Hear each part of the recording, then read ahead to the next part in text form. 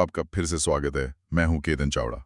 और मैं हूं आपकी दोस्त ब्रिस्बेन, ऑस्ट्रेलिया से। हम अपनी नई श्रृंखला ब्रिटिश रेल साम्राज्य की गूंज, कच्छ गुर्जर क्षत्रिय मिस्त्री राय बहादुर और राय साहेब के साथ वापस आ गए हैं। जी हाँ, और आज हम फिर से भारतीय रेलवे इतिहास के एक बहुत ही खास सुनहरे अध्याय पर चर्चा करने वाले हैं। बिल्कुल। कच्छ गुर्जर क्षत्रिय समुदाय की भारत के रेलवे निर्माण में जो 150 साल की विरासत है, उसी की बात। हम केजीकेज या मिस्त्रियों की कहानी बता रहे हैं, जिन्होंने आधुनिक भारत का रेलवे नेटवर्क बनाने में अहम भूमिका निभाई। और आज हम बात करेंगे एक ऐसे ही शाही नायक, हमारी शाही केजी के पहचानों में से एक, राय बहादुर जगमल राजा चौहान की, नागौर वाले, जो बाद में इलाहाबाद और मुंबई में भी रहे। बिल्कुल। और देखिए, हमारी ये जो आज की बातचीत है, ये विकिपीडिया, हमारे समुदाय के इतिहास के कुछ नोट्स, हाँ, और खास तौर पर उनके पोते धीरज श्यामजी चौहान जी ने जो व्यक्तिगत यादें साझा की हैं, उन पर आधारित है। अच्छा। तो इन सब से हमें उनके जीवन और उस समय की एक काफी अच्छी, मतलब गहरी तस्वीर मिलती है। तो चलिए फिर शुरू करते हैं। कच्छ गुर्जर क्षत्रिय इतिहास और भारतीय औद्योगिक विकास के इस बड़े नाम राय बहादुर जगमल राजा चौहान की असाधारण यात्रा की पड़ताल। हाँ, कहाँ से शुरू करें? उनके जन्म से? हाँ, वहीं से। जी। 1887 में कच्छ के एक छोटे से गांव नाघेर में जन्म हुआ। कच्छ गुर्जर क्षत्रिय यानी मिस्त्री समुदाय से थे वो। और सबसे हैरान करने वाली बात शायद ये है कि वो स्कूल ज्यादा नहीं गए। हाँ, सुना है जल्दी छोड़ दी थी पढ़ाई। और महज 12 साल की उम्र में, सोचिए, 12 साल की उम्र में अपने पिता के साथ रेलवे ठेकेदारी के काम में लग गए। अरे वाह। हाँ, तो ये जो कम उम्र में काम शुरू किया ना, यही उनकी असली ट्रेनिंग बन गई। मतलब प्रैक्टिकल अनुभव। बिल्कुल। उनके पिता राजा नारायण चौहान, वो खुद भी एक माने हुए रेलवे ठेकेदार थे। 1903 में आगरा में यमुना पर पुल बनाया था उन्होंने। अच्छा। तो जगमल राजा ने किताबी ज्ञान से ज्यादा सीधे काम करके सीखा, जी। और यही अनुभव उनकी सफलता की मजबूत नींव बना। और उन्होंने न सिर्फ वो विरासत संभाली, बल्कि उसे कहीं आगे बढ़ाया। बहुत आगे। अगर हम उनके रेलवे करियर को देखें तो ये बात साफ हो जाती है। हाँ, बताइए जरा उनके शुरुआती प्रोजेक्ट्स के बारे में। देखिए, शुरुआती कुछ सालों में ही, मतलब 1904 के आसपास, उन्होंने उत्तर प्रदेश में काफी काम किया। Bulandshahr Hapur track, Shahdara Saharanpur track. ये 1904 की बात है। जी। फिर 1906 में अलीगढ़ स्टेशन का काम, बलमऊ सीतापुर ट्रैक, ये सब शुरुआती काम थे। तो मतलब जल्दी ही बड़े प्रोजेक्ट्स की तरफ बढ़ गए होंगे। बिल्कुल, और बहुत जल्दी। 1908 में इलाहाबाद में गंगा नदी पर रेलवे पुल का निर्माण। ये एक बहुत बड़ी उपलब्धि थी उस जमाने में। हाँ, गंगा पर पुल बनाना तो हमेशा ही चुनौतीपूर्ण रहा है। निश्चित रूप से। फिर इलाहाबाद में ही यमुना ब्रिज की डबलिंग का काम किया 1911 में। डबलिंग मतलब एक और ट्रैक बिछाना साथ में। हाँ, मौजूदा पुल के साथ एक और पुल बनाना ताकि 2 ट्रैक चल सकें। और फिर उसी यमुना ब्रिज की रीगर्डरिंग भी की 1927 में। रीगर्डरिंग, ये क्या होता है? मतलब पुल के जो मुख्य लोहे के गर्डर होते हैं ना, जो वजन उठाते हैं, उनको बदलना। ये बहुत ही मुश्किल और तकनीकी काम होता है। अच्छा, तो ये दिखाता है कि उनकी विशेषज्ञता कितनी बढ़ गई थी। बिल्कुल। और फिर कानपुर बांदा लाइन का काम, जिसमें हमीरपुर के पास यमुना पर एक और पुल शामिल था, ये 1912 में किया। इन प्रोजेक्ट्स ने उन्हें एक बड़े रेलवे कॉन्ट्रैक्टर के तौर पर स्थापित कर दिया था। और ये लिस्ट तो काफी लंबी है। Hooghly Katwa section, Jabalpur gun carriage siding, Mughal Sarai railway yard का विस्तार, गया यार्ड का विस्तार, धनबाद यार्ड का विस्तार, गया कतरास डबलिंग, देहरी ऑन सोन पुल, आरा के पास सोन नदी पुल की डबलिंग।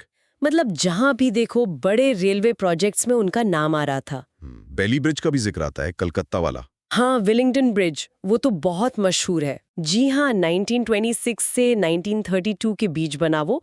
ये उस समय की शायद सबसे बड़ी इंजीनियरिंग चुनौतियों में से एक था। और उसकी अहमियत का अंदाजा इस बात से लगता है कि उसके उद्घाटन के बाद जो पहली स्पेशल ट्रेन उस पे चली, उसका नाम ही जगमल राजा हावड़ा एक्सप्रेस रखा गया था। सच में? ये तो बहुत बड़ा सम्मान हुआ। बहुत बड़ा। ब्रिटिश सरकार ने उनके काम को इस तरह सराहा।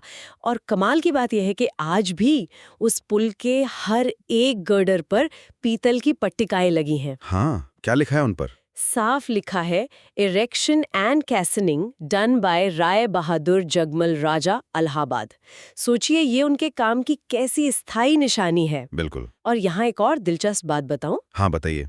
उनके जितने भी रेलवे के बड़े अनुबंध थे ना, उनमें उनके भागीदार और जो उप ठेकेदार होते थे, हाँ। वो ज्यादातर उनके अपने कच्छ गुर्जर क्षत्रिय समुदाय के ही लोग होते थे। अच्छा, ये तो कमाल की बात है। मतलब समुदाय को साथ लेकर चलना। बिल्कुल, एक दूसरे को आगे बढ़ाने का, सहयोग का एक बेहतरीन उदाहरण है ये। रेलवे के अलावा उन्होंने दूसरे बड़े निर्माण कार्यों में भी हाथ डाला है ना? जी हाँ। जैसे कलकत्ता पोर्ट ट्रस्ट का खिदरपुर डॉक्स का विस्तार, जिसे किंग जॉर्ज डॉकयार्ड कहते थे, अब नेताजी सुभाष डॉक्स हैं। ये भी उन्होंने किया। हाँ, ये काम उन्होंने नागौर के ही 2 और मिस्त्री भाइयों भीमजी पंचा चौहान और मावजी पुंजा चौहान के साथ साझेदारी में किया था 1924 से 27 के दौरान। और कच्छ के शाही परिवार से भी उनके काफी नजदीकी रिश्ते थे। बहुत गहरे। उन्होंने बॉम्बे में कच्छ के महाराव खिंगारजी तृतीय के लिए प्रसिद्ध कच्छ कैसल बनवाया। कच्छ कैसल, हाँ सुना है उसके बारे में। और कच्छ का जो भव्य विजय विलास पैलेस है मांडवी में, हाँ हाँ, उसके निर्माण और पर्यवेक्षण से भी वो जुड़े रहे 1920 से 1929 तक। बाद में महाराव के दूसरे निवास दरिया महल 1940 के निर्माण में भी उनकी भूमिका रही। अच्छा। हालांकि तब तक वो दूसरे व्यवसायों में इतने व्यस्त हो गए थे कि उन्होंने पूरी जिम्मेदारी खुद न लेकर कच्छ से ही विशेषज्ञ मिस्त्री कारीगरों की एक टीम भेजी थी इस काम के लिए। नेपाल के शाही महलों के जीर्णोद्धार का भी एक किस्सा है शायद। हाँ, वो भी बड़ा रोचक है। 1932 में जब बैली ब्रिज पूरा हुआ ना, हाँ, तो उस समय के भारत के वाइसराय ने नेपाल के राजा को इनकी सिफारिश की। राजा को अपने शाही महलों और मंदिरों का कुछ नवीनीकरण करवाना था और उन्हें एक भरोसेमंद ठेकेदार चाहिए था। तो जगमल राजा को चुना गया। जी, और उन्होंने कच्छ से करीब 200 कारीगरों की एक पूरी टीम नेपाल भेजी इस काम के लिए। 200 लोग? हाँ, जिसका पर्यवेक्षण कुकमा के परबत हरजी चौहान, करमन देवजी चौहान और मधापार के मंजी शिवजी जैसे अनुभवी लोगों ने किया। ये दिखाता है कि उनके काम की प्रतिष्ठा कहाँ तक थी। ये तो है। और इलाहाबाद में उनका अपना भी एक महल था। हाँ, अपना निजी महल बनवाया था उन्होंने। कहते हैं वो भुज के प्राग महल की प्रतिकृति जैसा दिखता था। अच्छा, तो ये तो हुई निर्माण और रेलवे की बात, लेकिन यहाँ से कहानी और भी दिलचस्प मोड़ लेती है जब वो उद्योग जगत में कदम रखते हैं। सही कहा, यहाँ बात वाकई दिलचस्प हो जाती है। और उन्होंने शुरुआत की ग्लास और सिरामिक उद्योग से। हाँ, ये भारत के लिए काफी नया क्षेत्र रहा होगा उस समय। बिल्कुल। 1912 में उन्होंने इलाहाबाद ग्लास फैक्ट्री और नैनी ग्लास वर्क्स शुरू की। फिर 1930 में बॉम्बे ग्लास वर्क्स। और कलकत्ता के पास भी। हाँ, 1932 में कलकत्ता के पास सोदेपुर में राजा ग्लास वर्क्स। और उसी साल गुजरात के डेरोल में गुजरात पॉटरी वर्क्स नाम से सैनिटरी वेयर, मतलब बाथरूम फिटिंग्स वगैरह की फैक्ट्री शुरू की। तो एक तरह से वो इस क्षेत्र के अग्रणी बन गए। बिल्कुल। ये सिर्फ फैक्ट्रियां खोलना नहीं था, ये भारत में उस समय औद्योगिक विकास को एक नई दिशा देना था। और इस काम को अंतर्राष्ट्रीय पहचान भी मिली। जी हाँ, 1941 में लंदन की जो प्रतिष्ठित सोसाइटी ऑफ ग्लास टेक्नोलॉजी है, हाँ, उसने उन्हें फेलोशिप प्रदान की। ये बहुत बड़ा सम्मान था। दिखाता है कि वो सिर्फ एक व्यवसायी नहीं, बल्कि अपने क्षेत्र के जानकार भी माने जाते थे। और उनके पास टाइल्स और फायर क्ले की फैक्ट्रियां भी थीं। हाँ, वो भी थी। लेकिन ग्लास और सिरामिक तो बस शुरुआत थी। उनका औद्योगिक साम्राज्य तो इससे कहीं ज्यादा फैला हुआ था। हाँ, अगर हम इसे बड़ी तस्वीर में देखें तो उनका विविधीकरण, मतलब अलग अलग क्षेत्रों में फैलना, वो कमाल का था। जैसे सोचिए, एक आदमी जो रेलवे के पुल बना रहा है, वो फार्मास्यूटिकल्स में भी है। वो झंडू फार्मास्यूटिकल्स के चेयरमैन रहे। अरे वाह, झंडू। हाँ, फिर शिपिंग में 1945 में Shri Ambika steam navigation company शुरू की। और सबसे ज्यादा चौंकाने वाला शायद एविएशन। एविएशन मतलब हवाई जहाज? जी हाँ, 1947 में उन्होंने अंबिका एयरलाइंस शुरू की, जो बॉम्बे से कच्छ और गुजरात के शहरों को जोड़ती थी। ये तो अविश्वसनीय है उस जमाने के हिसाब से। बिल्कुल। हालांकि ये एयरलाइन ज्यादा चली नहीं, 1949 में बंद हो गई, लेकिन ये उनकी दूरदृष्टि और जोखिम लेने की क्षमता को दिखाता है। सच में। और क्या क्या था उनके पोर्टफोलियो में? कोयला खनन, ये तो कच्छ के कई मिस्त्रियों का पारंपरिक व्यवसाय रहा है। हाँ, झरिया में। बिल्कुल। 1913 में उन्होंने झरिया के पास राजापुर कोलियरी खरीदी थी और इसे मधापार के मंजी जिराम राठौड़ के साथ मिलकर 1970 तक चलाया। अच्छा। उनके पास शंकरगढ़ में सिलिका की खदानें भी थीं। सिलिका, ये किस काम आता है? ये ग्लास बनाने में काम आता है। तो अपनी ही ग्लास फैक्ट्रियों के लिए कच्चा माल भी वो खुद ही निकाल रहे थे। अरे, ये तो वर्टिकल इंटीग्रेशन हो गया। हाँ, कह सकते हैं। उस समय का एक शुरुआती उदाहरण। और परिवहन में बस सेवा का भी कुछ जिक्र है? हाँ, 1945 से 48 तक कच्छ राज्य में भुज, अंजार, मुंद्रा रूट पर बस चलाने का ठेका भी उनके पास था। क्या बात है। वो झरिया से एक निजी बैंकर के तौर पर भी काम करते थे, खासकर कोयला व्यवसायों को फाइनेंस करते थे। बैंकर भी? हाँ। फिर बीमा, इंडियन ग्लोब इंश्योरेंस कंपनी जो 1929 में बनी, उसके प्रमोटरों और निदेशकों में से एक थे वो। और भी कुछ? हाँ, पेपर बोर्ड फैक्ट्री थी धानु में, धानु स्ट्रॉ बोर्ड्स, इत्र का काम था, Hindustan aromatics, ice factory, cold storage, और यहाँ तक कि डिब्बा बंद खाना और अचार बनाकर एक्सपोर्ट करने का भी काम था। बाप रे, ये तो मतलब एक पूरी इंडस्ट्री अपने आप में थे वो। जाहिर है इतने बड़े पैमाने पर काम करने के लिए बहुत मजबूत नेटवर्क और व्यक्तिगत संबंध भी रहे होंगे। निश्चित रूप से, बहुत ज्यादा। कच्छ के महाराव खिंगाराजी तृतीय से उनकी गहरी दोस्ती तो थी ही। हाँ, वो तो हमने सुना। वो 1937 में जब किंग जॉर्ज षष्ठम का राज्याभिषेक हुआ लंदन में, तो महाराव के निजी एडीसी बनकर गए थे। एडीसी मतलब? एड डे कैम्प, खास सहायक। ये किसी गैर शाही व्यक्ति के लिए बहुत बड़ा सम्मान था। अच्छा। महाराव ने उन्हें कच्छ में कार रखने की विशेष अनुमति भी दी थी, जो उस समय आम नहीं थी। और जब जगमल राजा को लंदन में इंजीनियरिंग की डिग्री मिली, तो महाराव खुद वहां मौजूद थे उनके समारोह में। क्या बात है। और ब्रिटिश अधिकारियों और भारतीय नेताओं से कैसे संबंध थे? बहुत अच्छे। वायसराय लॉर्ड रीडिंग और लॉर्ड अर्विन जैसे बड़े ब्रिटिश अधिकारियों से लेकर नेपाल, रीवा, राजकोट, जामनगर जैसे कई राजघरानों तक उनके अच्छे संबंध थे। और भारतीय राजनीति में? मोतीलाल नेहरू, जवाहरलाल नेहरू, सरदार पटेल, लाल बहादुर शास्त्री, महात्मा गांधी, डॉक्टर राजेंद्र प्रसाद, इन सभी बड़े नेताओं से उनके करीबी रिश्ते थे। कहा तो ये भी जाता है कि उन्होंने भारतीय स्वतंत्रता आंदोलन में आर्थिक रूप से भी मदद की थी। नेहरू परिवार से उनकी नजदीकी का कोई खास किस्सा? हाँ, एक दिलचस्प बात यह है कि मोतीलाल नेहरू की दोनों बेटियों की शादी, मतलब विजय लक्ष्मी पंडित और कृष्णा हाथी सिंह, दोनों की बारात उनके इलाहाबाद वाले बंगले से ही निकली थी। अच्छा। और एक और किस्सा उनके राजनीतिक विवेक को दिखाता है। कहते हैं एक बार ब्रिटिश सरकार ने उन पर दबाव डाला कि वो लाल बहादुर शास्त्री जी के खिलाफ चुनाव लड़ें। अरे। पर वो तो देशभक्त थे, तो उन्होंने जानबूझकर अपना प्रचार बहुत धीमा रखा ताकि शास्त्री जी आसानी से जीत जाएं। क्या बात है। हाँ, बाद में कहते हैं नेहरू जी ने इसके लिए उन्हें धन्यवाद भी दिया था। ये किस्से वाकई उनके प्रभाव और उनकी शख्सियत के अलग-अलग रंग दिखाते हैं। बिल्कुल। और उन्होंने अपने नेटवर्क का इस्तेमाल सिर्फ अपने लिए नहीं, दूसरों की मदद के लिए भी किया, जैसे मुकंद आयरन एंड स्टील वाली बात है। हाँ, बताइए उसके बारे में। जब गांधी जी के कहने पर जीवनलाल मोतीचंद शाह अपनी एल्यूमिनियम बर्तन की फैक्ट्री बंद करने वाले थे, हाँ। तब जगमल राजा ने उन्हें लाहौर की एक बिक रही स्टील कंपनी, जो बाद में मुकंद आयरन एंड स्टील बनी, उसे खरीदने के लिए राजी किया। उन्होंने गांधी जी को भी इस बारे में बताया और जमनालाल बजाज के साथ मिलकर ये सौदा करवाया। अच्छा, मतलब उन्होंने अवसर पहचाना और सही लोगों को जोड़ा। बिल्कुल, ये उनकी काबिलियत थी। इतनी सारी उपलब्धियां, इतने ऊंचे संपर्क, जाहिर है उन्हें सम्मान भी बहुत मिले होंगे। राय बहादुर का खिताब तो सबसे पहले आता है। जी हाँ, राय बहादुर। ये खिताब उन्हें 1924 में मिला था। शिमला में वाइसराय लॉर्ड रीडिंग ने खुद दिया था। किस लिए मिला था ये? मुख्य रूप से उनके निर्माण कार्यों, खासकर बैली ब्रिज जैसे बड़े प्रोजेक्ट्स और भारतीय उद्योग में उनके योगदान के सम्मान में। और एक और कमाल की बात है उनकी डिग्री के बारे में, वो तो ज्यादा पढ़े नहीं थे। हाँ, ये असाधारण है। वो सिर्फ 5वीं कक्षा तक पढ़े थे, लेकिन वाइसराय लॉर्ड अर्विन की खास सिफारिश पर उन्हें AIIEEE UK की मानद डिग्री मिली। AIIE? ये उस समय सिविल इंजीनियरिंग में बैचलर ऑफ इंजीनियरिंग यानी BE के बराबर मानी जाती थी। सोचिए। अविश्वसनीय। और दूसरे सम्मान? उन्हें 1935 में जॉर्ज पंचम सिल्वर जुबली मेडल मिला। 1937 में जॉर्ज षष्ठम राज्याभिषेक पदक मिला। अच्छा। 1941 में society of glass technology UK से फेलोशिप मिली, जिसका हमने पहले जिक्र किया। हाँ।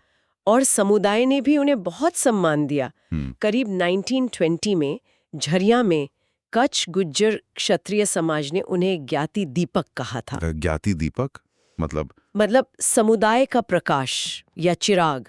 ये बहुत बड़ा सम्मान था। उनके पोते बताते हैं कि उनका जिक्र एनसाइक्लोपीडिया ब्रिटानिका और बुक ऑफ वर्ल्ड नॉलेज में भी है। कमाल है। एक सफल उद्योगपति, सम्मानित व्यक्ति होने के साथ साथ वो एक बड़े परोपकारी भी थे। इस पहलू के बारे में भी कुछ बताइए। उनका परोपकार भी उनके काम जितना ही बड़ा था। बहुत दान पुण्य किया उन्होंने। इलाहाबाद के पास गंगा किनारे झूसी में एक आश्रम बनवाया, हाँ। जिसमें 100 से ज्यादा कमरे थे। 100 से ज्यादा कमरे। हाँ। उत्तरकाशी में भी एक आश्रम स्थापित किया छात्रों के रहने के लिए। भुज में 1932 में और पुणे में 1940 में मिस्त्री बोर्डिंग हाउस बनवाए। अच्छा, छात्रों के लिए? जी।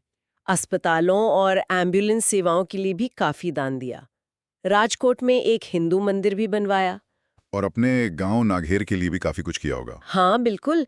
अपने पैतृक गांव नाघेर में उन्होंने एक सार्वजनिक बगीचा बनवाया, मंदिर, हरिजनों के लिए एक कॉलोनी बनवाई, कई कुएं खुदवाए, गांव का जो पारंपरिक बैठक स्थल होता है चबूतरा, वो बनवाया, एक बड़ा सा स्वागत द्वार बनवाया। और सड़क भी बनवाई थी शायद। हाँ, नाघेर से भुज तक करीब 10 किलोमीटर की पक्की सड़क भी उन्होंने बनवाई। इसके अलावा उन्होंने हायर एजुकेशन और रिसर्च के लिए कई स्कॉलरशिप भी शुरू की। ये तो बहुत ही नेक काम थे। उनके पोते ने 2 बड़े सामुदायिक भोज नातेडू का भी जिक्र किया है, वो क्या थे? जी, ये उनकी उदारता और अपने समुदाय से जुड़ाव का एक और उदाहरण है। नातेडू मतलब एक तरह का बड़ा सामुदायिक भोज जो किसी खास अवसर या किसी के निधन के बाद रखा जाता है। हाँ। उन्होंने अपनी परदादी के निधन पर 18 गांव के कच्छ गुजर क्षत्रिय समाज के लगभग 20,000 लोगों के लिए 2 दिन का भोज रखा था। 20,000 लोग? हाँ, कहते पिछले 80 सालों में समुदाय में फिर वैसा आयोजन नहीं हुआ।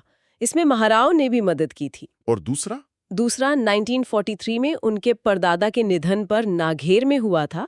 उसमें भी करीब 5,000 लोग शामिल हुए थे। ये दिखाता है कि वो अपनी जड़ों से कितने जुड़े थे और समुदाय के प्रति कितने समर्पित थे, चाहे वो कितने भी बड़े आदमी बन गए हों। तो अगर हम इस पूरी चर्चा को समेटें, राय बहादुर जगमल राजा चौहान की विरासत क्या है? कैसे याद किया जाए उन्हें? देखिए, वो एक बहुआयामी व्यक्तित्व थे। रेलवे के निर्माता, एक बड़े उद्योगपति, परोपकारी, समुदाय के नेता, सब कुछ। हाँ, ये तो है। उनकी कहानी असाधारण इच्छा शक्ति, दूरदृष्टि और समर्पण की कहानी है। सोचिए, इतनी कम औपचारिक शिक्षा के बावजूद उन्होंने क्या कुछ हासिल नहीं किया। ये सच में प्रेरणा देता है। बिल्कुल। उन्होंने न सिर्फ एक बहुत बड़ा औद्योगिक साम्राज्य खड़ा किया, बल्कि अपने समुदाय और अपने देश के विकास में भी बहुत महत्वपूर्ण योगदान दिया। हाँ, वो कच्छ गुज्जर क्षत्रिय समुदाय की उद्यमशीलता, उनकी क्षमता का एक जीता जागता प्रतीक है। और उनकी ये विरासत उनके बेटों ने आगे बढ़ाई। जयराम, वरजंग, गोपाल जी और श्याम जी, ये सब 1930-40 के दशक से ही उनके साथ बिजनेस में जुड़ गए थे। सच में राय बहादुर जगमल राजा चौहान जैसे जो हमारे पुरखे हैं, उनकी कहानी लचीलेपन, नई सोच और कच्छ गुज्जर क्षत्रिय समुदाय के प्रति एक अटूट प्रतिबद्धता की कहानी है। बिल्कुल। और हमें इन पुरखों का सम्मान करना चाहिए, उनकी विरासत को सहेजना चाहिए और नई पीढ़ी को इससे प्रेरणा लेनी चाहिए। ताकि ये कहानी आने वाली पीढ़ियों तक भी पहुंचे। तो हमसे जुड़ते रहिए, क्योंकि हम ऐसे ही केजी के राय बहादुरों और राय साहिबों की अनकही कहानियों को सामने ला रहे हैं। ये कहानियां हैं कौशल की, समर्पण की और उस केजी के समुदाय की अदम्य भावना की, जिसने राष्ट्र निर्माण में योगदान दिया। हाँ, और अगली कड़ी में हम ऐसे ही दूसरे शाही पहचान वाले राय बहादुरों और राय साहेबों के जीवन को और करीब से जानेंगे, उनके अद्भुत काम, उनकी उपलब्धियां, उनके पुरस्कार। ये वो लोग थे जिन्होंने सचमुच शाही जीवन जिया और अपने काम को भी शाही अंदाज में किया। बिल्कुल। तो अगली शाही केजी के पहचान राय बहादुर जयराम वालजी चौहान के जीवन, कार्य और गौरव को जानने के लिए अगली बार हमसे जरूर जुड़ें। और उसके बाद और भी कई केजी के पहचानों की चर्चा होगी। इंतजार रहेगा। इस ऐतिहासिक भारतीय रेल यात्रा में शामिल होने के लिए आप सभी का बहुत बहुत धन्यवाद। अगर ये चर्चा आपको अच्छी लगी, आपको प्रेरित किया, तो प्लीज इसे अपने केजी के गुजराती और भारतीय समुदायों में शेयर जरूर करें, ताकि केजी के गौरव की कहानी जिंदा रहे। हाँ, और हमारे चैनल को सब्सक्राइब करना और लाइक करना न भूलें, ताकि आप हमारे इस बढ़ते हुए समुदाय का हिस्सा बन सकें। अगली बार फिर मिलेंगे एक और अविश्वसनीय केजी की कहानी के साथ। तब तक के लिए जय माता दी, जय स्वामीनारायण, जय समाज, जय हिंद। जय हिंद।